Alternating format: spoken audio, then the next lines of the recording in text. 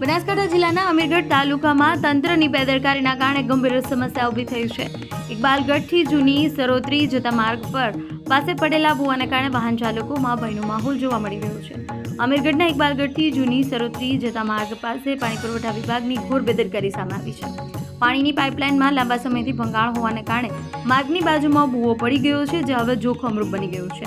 આ માર્ગ હાલ અત્યંત મહત્વનો બની ગયો છે, કારણ કે બનાસ નદી પર આવેલા બ્રિજ પર કામ ચાલુ હોવાથી જિલ્લા કલેક્ટર દ્વારા બ્રિજ બંધ રાખવા જાહેરનામું બહાર પાડવામાં આવ્યું છે, જેને કારણે વાહન ચાલકો જૂની સરોત્રી માર્ગથી અવરજવર કરવા મજબૂર બન્યા છે. પરંતુ આ માર્ગ પર પડેલા ભૂવાને કારણે વાહન ચાલકોમાં સતત ભયનો માહોલ છે. સ્થાનિક લોકોના જણાવ્યા મુજબ ઘણી વખત તંત્રને જાણ કરવા છતાં કોઈ પગલાં લેવામાં આવેલ નથી. સ્થાનિક ગ્રામજનોના આક્ષેપ કર્યો છે કે હાલ ચૂંટણીનો માહોલ હોવાથી તમામ રાજકીય પાર્ટીઓ કાર્યકરો પ્રચારમાં વ્યસ્ત છે. સામાન્ય જનતાની સમસ્યાઓ તરફ કોઈ ધ્યાન આપતું નથી. હવે પ્રશ્ન એ છે કે આ જોખમી ભૂવો ક્યારે પૂરાશે? શું તંત્ર કોઈ મોટી દુર્ઘટના બાદ જાગશે કે સમયસર કાર્યવાહી કરી જનહિતમાં નિર્ણય લેશે? હાલ તો લોકો ડર અને રોષ બંને જોવા મળી રહ્યો છે.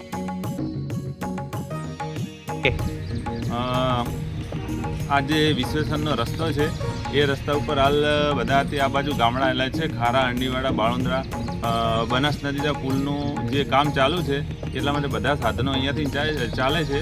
અને આ જે વિશ્વેશ્વરના રોડ ઉપર મોટું એક પાણી કેટલા સમયથી નીકળે છે, પણ એનો કોઈ પણ નિકાલ આવતો નથી. એટલા માટે ત્યાં નીચે મોટો ખાડો પડ્યો છે. અને અહીંયા પણ કંઈ પણ અકસ્માત થશે તેની જવાબદારી કોણ લેશે? પાણી પુરવઠા લાવતા લેશે કે કોણ લેશે? કારણ કે બહુ મોટો ખાડો પડેલ છે ને ત્યાં પણ ગમે ત્યારે અકસ્માત કશું બી થઈ શકે છે. એટલા માટે એનો જવાબદાર કોણ? કોઈ પણ એનો જવાબદાર લઈ એનો નિકાલ લાવે. ચૂંટણી ચાલી રહી છે તો બધા પ્રચારમાં છે, પણ જનતાને શુદ્ધ છે આ પ્રોબ્લેમ છે એના ઉપર કોઈ ધ્યાન આપતું નથી. બધા રાજનીતિ બધાની ગાડીઓ અહીંયાથી ચાલે છે, પણ તમે તે સ્થળ ઉપર જઈ અને નીચે જઈને તમે જુઓ કેટલો મોટો ખાડો પડેલ છે. કંઈ પણ અકસ્માત થશે તો એની જવાબદારી કોના ઉપર રહેશે?